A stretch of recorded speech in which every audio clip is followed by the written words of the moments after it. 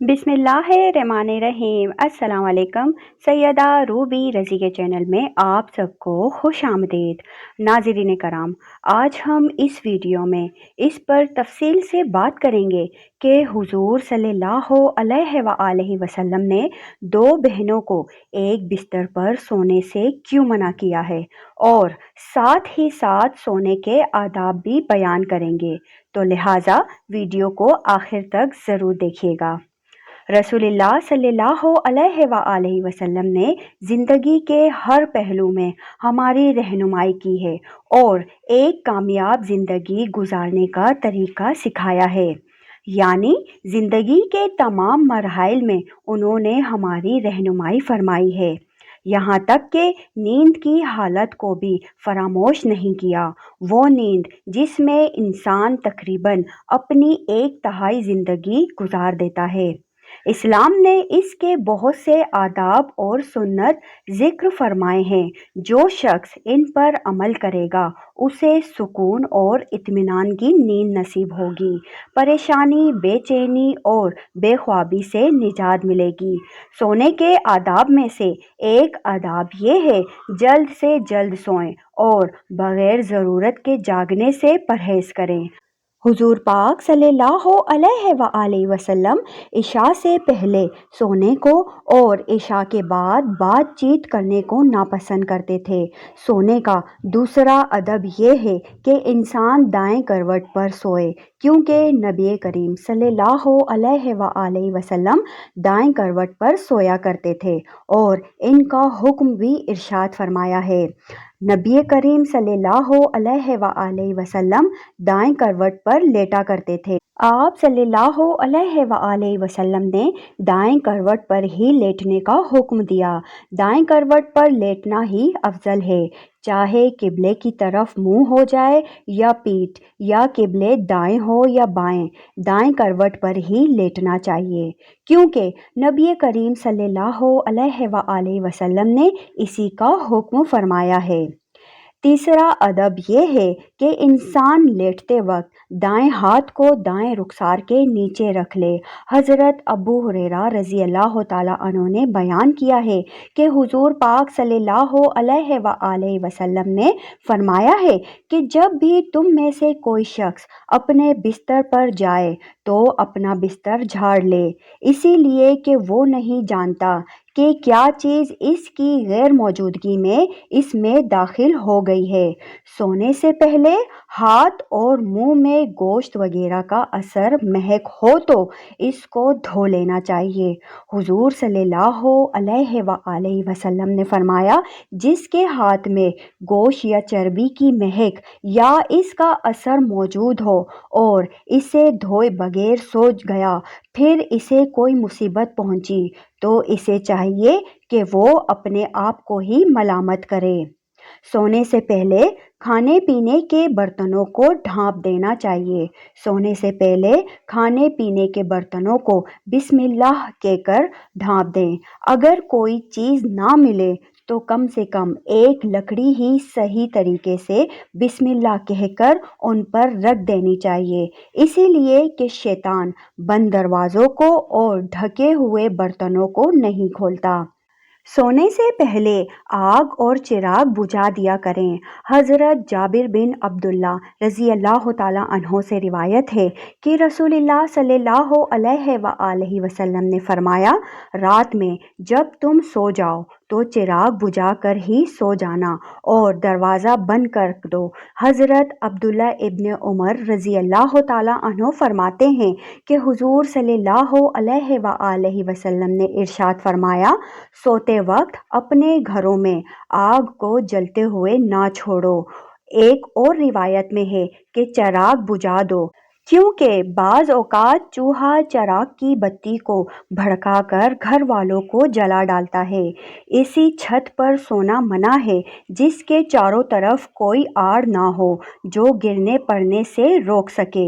रसूल खुदा सल्लल्लाहु अलैहि वसल्लम ने फरमाया, जो शख्स ऐसी छत पर सोए जिसके अतराफ कोई आड़ ना हो और वो ऊपर से गिर कर मर जाए या इसे कोई नुकसान पहुँचे तो वो अल्लाह की ज़िम्मेदारी से बरी है।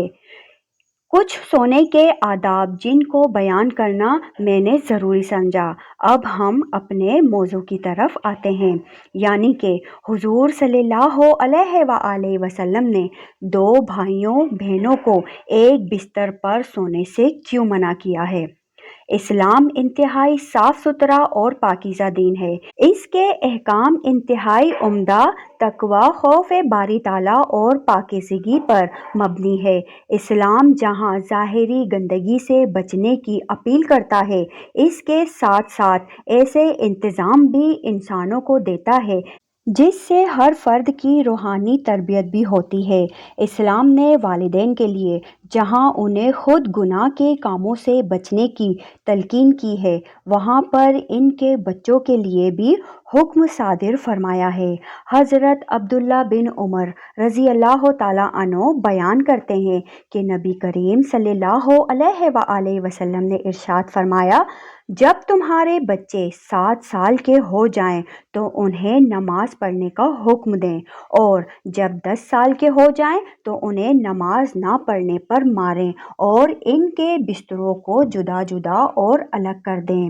علامہ محمود محمد رحمۃ اللہ علیہ ابو داؤد کی شرح میں لکھتے ہیں کہ ان کے بستر جدا جدا کر دو، اس کا مطلب یہ ہے کہ ان کے سونے کی جگہ الگ الگ بناؤ، اسی لیے کہ جب وہ 10 سال کو پہنچتے ہیں تو بلوغت کی ادنی یعنی کمتر حد تک قریب ہو جاتے ہیں، ان کی صحبت زیادہ ہوتی ہے اور ان پر فساد و خرابی کا ڈر ہوتا ہے۔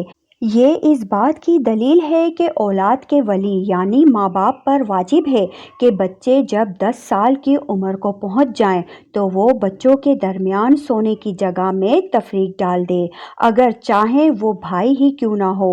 حضور صلی اللہ علیہ وآلہ وسلم نے بچوں کو علیحدہ بستروں پر سلانے کا جو حکم آج سے 1400 سال پہلے دیا تھا، آج کی ترقی یافتہ میڈیکل سائنس اور جنسیات کے ماہرین نہ صرف اس کو تسلیم کرتے ہیں بلکہ اس پر زور دیتے ہیں، اس کے فائدے گنواتے ہیں اور اس سے لاپرواہی برتنے پر برے انجام سے بھی ڈراتے ہیں۔ امریکہ کے ایک رپورٹ کے مطابق کہتے ہیں کہ ضروری ہے کہ بچوں کو ایک بستر پر نہ سونے دیا جائے، اور بہتر تو یہ ہے کہ انہیں ایک کمرے میں بھی نہ سلایا جائے، کیونکہ جو بچے لگاتار ایک بستر پر سوتے ہیں ان کے اندر رگڑ اور جسمانی ملاپ کا مرض رونما ہوتا ہے اور رفتہ رفتہ یہ بچے جنسی کھیل کھیلنے لگتے ہیں۔ سونے کے کمرے میں ماں باپ کے ساتھ ساتھ بچوں کا سونا بھی کسی صورت حکمت و دانہ سے خالی نہیں ہے، کیونکہ بچے بظاہر سوئے ہوئے نظر آتے ہیں لیکن حقیقت میں وہ جاگتے ہوتے ہیں۔ 2-3 سال کے بچوں کا بھی عام طور پر یہی حال ہوتا ہے۔ ایسے بچے اپنے ماں باپ کو جنسی ملاپ کی حالت میں بیدار ہوتے ہی دیکھ کر ڈر جاتے ہیں اور اکثر ان کا برا حال ہوتا ہے۔ بعض اوقات ایسا بھی ہوتا ہے کہ رات کی گہری سیاہی بھی ان کی آنکھوں پر پردہ نہیں ڈال سکتی، اسی لیے کہ حرکاتوں اور سکنات سے بھی چھوٹے بچوں کی نیند کھل جاتی ہے اور یہ نوخیز بچوں میں جنسی بے راہ روی کے جراثیم سرایت کر جاتے ہیں اور شروع سے ہی ان کی عادتیں بھی بگڑنے لگتی ہیں۔ تو ہم ان کڑیوں کو نہایت ہی آسانی کے ساتھ بستر علیحدہ نہ کرنے کی صورت میں جوڑ سکتے ہیں، جس میں بچے ماں باپ کے ساتھ ایک کمرے میں سوتے ہیں اور ان کی حرکتوں سے متاثر ہوتے ہیں، جبکہ شریعت اور عقل سے اس کی سخت ممانعت ہوئی ہے۔ اس لیے ماں باپ کو اس سلسلے میں بڑی احتیاط اور سخت پرہیز کی ضرورت ہے۔ اس لیے ہمارے پیارے نبی صلی اللہ علیہ وآلہ وسلم نے کہا ہے کہ جب تمہاری اولاد 10 برس کی عمر کو پہنچ جائیں تو ان کے وہ بستر جہاں وہ سوتے ہیں جدا جدا کر دو، شہوت کی مصیبتوں سے ڈرتے ہوئے، اگرچہ 2 بہن ہی کیوں نہ ہو۔ اس طرح ایک روایت میں حضور پاک صلی اللہ علیہ وآلہ وسلم نے ارشاد فرمایا ہے کہ مرد مرد کی ستر یعنی شرمگاہ کی طرف نہ دیکھے اور نہ عورت عورت کی की सत्र की तरफ देखे और मर्द एक मर्द के साथ एक कपड़े में जमा ना हो और एक औरत दूसरी औरत के साथ एक कपड़े में जमा ना हो।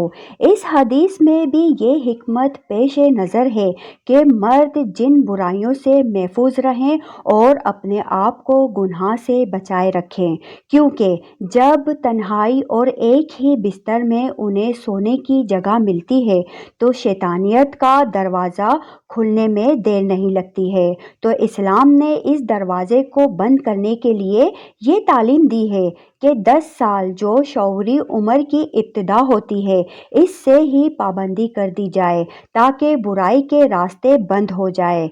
इसीलिए हमें इस बात की तरफ खुसूसी तवज्जो देनी चाहिए और अपने बच्चों को इस्लामी तालीमात से हमकिनार रखने के लिए पूरी मेहनत और कोशिश करनी चाहिए। और याद रखें, अपने छोटे बच्चों को चाहे वो 10 साल का ही क्यों ना हो या वो 15 साल का ही क्यों ना हो, इनको मोबाइल ना दें। अगर आप इनके हाथों में मोबाइल देते हैं और वो किसी कोने में जाके अपने छोटे भाई को ले जाकर अगर कोई भी चीज़ देख रहे हैं, मसलन आपको पता है कि वो कोई ऐसी चीज़ नहीं देख रहा है, वो तो कोई गेम खेल रहा होगा या वो कोई कार्टून देख रहा होगा, ऐसा हमें लगता है। लेकिन आज का एल्गोरिदम इतना फास्ट है, आज की सोशल मीडिया इतनी एक्टिव है, इतना मॉडर्न हो चुका है कि बच्चों के सामने भी ऐसी ऐसी चीज़ें आती हैं। तो इनको रोकने के लिए जो ज़रूरी चीज़ है वो आप सबसे पहले करें, इसके बाद ही बच्चों के हाथों में मोबाइल दे दें। और ज़रूरी है कि आप हर वक्त उस मोबाइल की हिस्ट्री को, इस मोबाइल के डेटा को आप ज़रूर चेक किया करें। तो माँ बाप की ये जिम्मेदारी बनती है कि अपने बच्चों की देखभाल करें और अपने बच्चों पर नज़र रखें।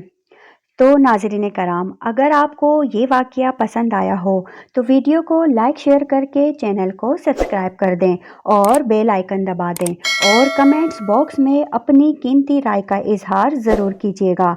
अब तक के लिए इतना ही। सैयदा रूबी रज़ी को दीजिए इजाज़त। अपना बहुत सारा ख्याल रखिएगा। अल्लाह हाफिज़।